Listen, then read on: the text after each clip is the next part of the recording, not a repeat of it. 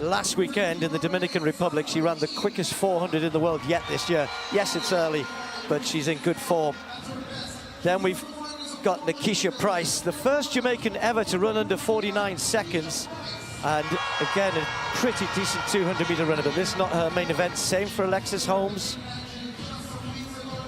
Her top 9 times out of her top 10 were all set in 2024. So an improving athlete, 25-year-old, as I said, come over after the World Indoor Championships in China. Well, Paulino, who moved to the 400, I guess probably in around about 2020, and has dominated that event, certainly last year. Talitha Diggs in lane 2. And then Stacey Ann Williams of Jamaica. Fresh from a new indoor 400 personal best. Lane 1 maybe tough at this 200 then. Hanson, what we're looking for here? Well, Paulino needs to at least come out of here with at least 5 points, because obviously to win, you get a little boost with the 12 points to win the deuce. Gabby and Dina are really going to be battling for that, and I think that they know that they're going to have a good chance at that 100K if they jump out in front with the points in this early race. Spoke to Dina like yesterday, and Dina actually said that she's really focused on that 4. Very confident about her too. So that 400 is going to be something special when she gets out there. Dina Asher-Smith in lane 8. Gabby Thomas, Olympic champion, in 7. Safely away first time. Asher-Smith got out pretty good. Natson just got left a little bit. You'd expect that by the 2 sprinters on the outside. But it's Gabby Thomas around the top end who's just got half a metre on Dina Asher-Smith. And Thomas normally starts to go away from this point. Natson running well in 3rd at the moment. And then there's a battle with Paulino charging down the last 30-40, but it's going to be Gabby Thomas. Asher-Smith might just hang on here. It's Gabby Thomas, but Paulino with a real surge, taking 2nd place, and that will be really, really significant. We expected Gabby Thomas to come away with a win, 22.62 in these conditions. That's pretty swift, that's pretty good. But Paulino, that is significant. You get 12 points for winning, you get 8 points for 2nd. But when we cast this forward to the 400 tomorrow and the possible result there, let's say the possible result, that is significant for Paulino. Nah, it's absolutely significant, because she's obviously going to do her thing in the 4. For her to come 2nd, I didn't expect that, man. Gabby getting 1st place obviously makes sense. She's an Olympic champion, but for Paulino to come out of there with those extra points, she's going to end up having a good chance at that 100K. Dina always runs a pretty good turn, transition in the home straight here. Gabby Thomas just moved away, just got that gap, and it looked as though Dina was rallying again here. You know what, Gabby ran a much better turn than I expected. She's tall. You don't expect the taller sprinters to have such a good turn, but she's efficient. And once she gets on the straightaway and lets those limbs go, I mean, she's really, really hard to beat. I expected it to be a lot tighter with her, Dina. And that wasn't the case, but Paulino coming 2nd in that race, I think, is the big story. Well, and so much hype has been on Gabby Thomas since the Olympics, and then since she announced early on that she was going to be running this series of Grand Slams. So look at that huge smile. She must feel really good breaking the tape. You know what? Check the result there, 22.62, as I mentioned, 22.93. It's the season's best because she hasn't raced yet for Paulino. Right. But the more significant thing for her. 4th at the World Junior Championships over 400 metres 4 years ago. Under 23 seconds this year. There'll be a huge roar for the athlete in 7. Elaine Thompson-Herah, 2nd fastest woman of all time over 100, the 3rd fastest of all time over 200. Favour Ofili of Nigeria, their national record holder, the 19-year-old, will start in lane number 6.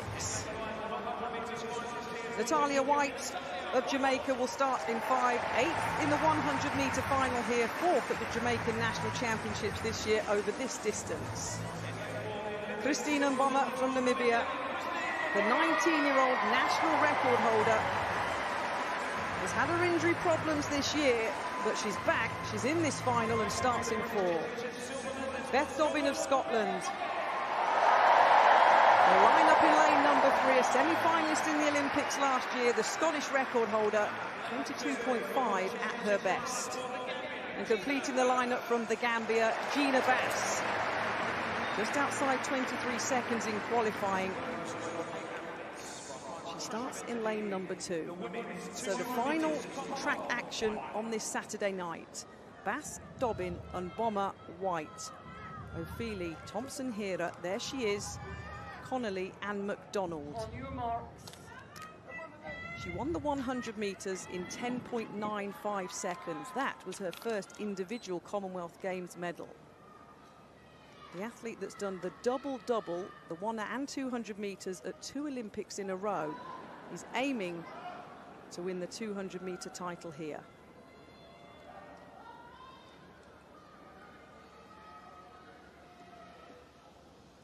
Still shouts from fans around the crowd. But a clean start. Thompson-Herah has got out nicely in lane number 7. She's took the stagger from Connolly outside of her. She's eating it up, the Jamaican. Thompson-Herah into the home straight. Ophelia, the Nigerian, in second in the lane inside of her. And Bomber's going to get the bronze. Keep your eye on the clock. 22.02 seconds. I thought it was under threat, and she's taken the game's record off Sinead Miller-Weibo. A plus 0.6 metre wind. It was brilliant from Elaine Thompson-Herah, and now she's the double Commonwealth champion. She got exactly what she wanted here in Birmingham. Ophelia picks up the silver and Bomber the bronze.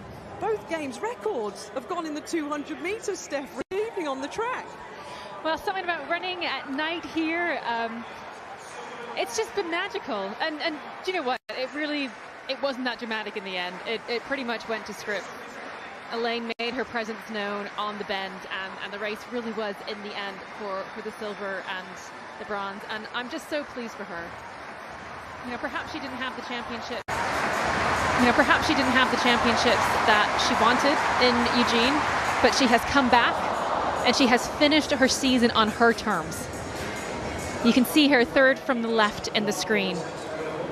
And just in those first 20 meters, her stall was set out. The moment she was gone around that bend, no one was going to catch her. But the interesting battle was happening at the back as Christine Mbama we didn't really know what she was going to do. As you say, she was coming back from injury. Her very first 200, really, that we'd seen her in was in the heats. But Favor Ophelia managed to hold her off for that silver medal. It was a huge win in the end. Such is the class of Elaine Thompson-Herah. And it means a lot for an athlete that has everything. Her house just sparkles of pure gold back in Jamaica.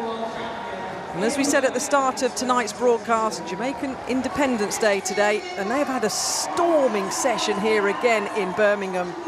It was never in doubt, as you say, Steph. She went round the bend. She held her form wonderfully well. At her best, 21.53, but 22.02 tonight, and the gold medal. And I love it. She's been so... The 2025 season in the women's 200 meters exploded into life with a statement performance that immediately reshaped the narrative of the year. At the opening stop of the Grand Slam track series in Kingston, Jamaica, Olympic champion Gabby Thomas delivered a commanding victory that felt far bigger than a simple early season win.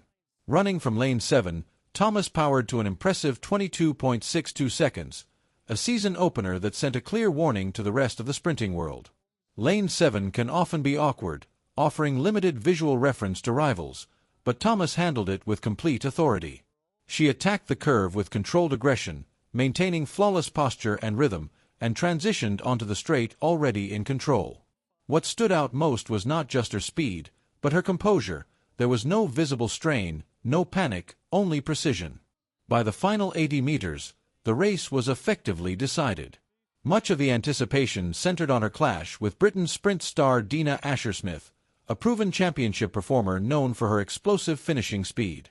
Asher-Smith stayed competitive through the bend, but when Thomas began to unwind her stride on the home straight, the gap opened relentlessly. Dina searched for another gear, yet the American simply had more in reserve, extending her lead with every step. What makes the 22.62 particularly striking is the context. This was Thomas's first major race of the season, far from peak condition and without the sharpness that usually comes later in the year. Even so, her mechanics were smooth, her cadence perfectly timed, and her speed maintenance exceptional. This was not a desperate early-season effort. It was a controlled, almost conservative performance that hinted at far faster times to come. For Asher Smith, the race served as an early benchmark rather than a setback. She showed solid early-season form, but the gap highlighted the work still needed, especially in sustaining velocity over the final 60 meters. With the season just beginning, adjustments are inevitable, and the rivalry is far from settled. Still, the opening chapter of 2025 has been written emphatically. In Kingston, Gabby Thomas did more than win, she asserted authority. With a $100,000 series prize on the line and multiple showdowns still ahead, the women's 200 meters is already shaping up to be one of the most compelling events of the year. If this was only the beginning, the rest of the season promises fireworks.